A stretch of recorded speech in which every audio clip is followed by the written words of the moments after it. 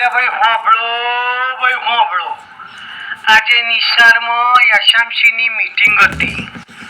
કેમ હતી તમને ખબર છે? હોંભળ્યો પૂરેપૂરું તાર. આ છોકરો નિહાર નહીં આવતા ને એની હે ભાઈ 4 છોકરામાંથી 3 છોકરા નિહાર આવે. આ 100 છોકરાનું શું થાય? આ છોકરાના વાલી પપ્પા નિહાર મોકલજો બધાય.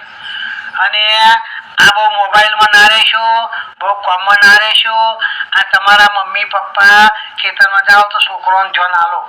અને આ જુવાનિયાઓ જે 10 પાસ હોય ભણી રહ્યા હોય તમારા ભાઈ બહેનનું તમારા છોકરાઓને ધ્યાન રાખો ભાઈ. મોબાઈલમાં બહુ જોજો ના કરશો. એમને ઘેર ભણાવજો, બેહાડજો, ટાઈમે નિહાર મોકલજો તો આવડે. એવા છોકરો નિહાર ના આવે તો ભાઈ ક્યાંથી આવડે? એટલે બધા ધ્યાન રાખજો.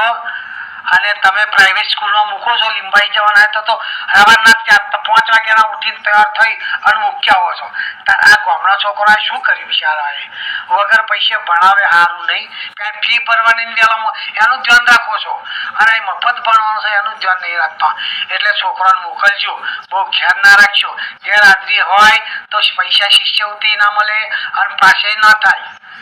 અને 10 ધોરણ તો ભણવું પડે ભાઈ. હવે ખેતી રહી નહીં, જમીન રહી નહીં બહુ.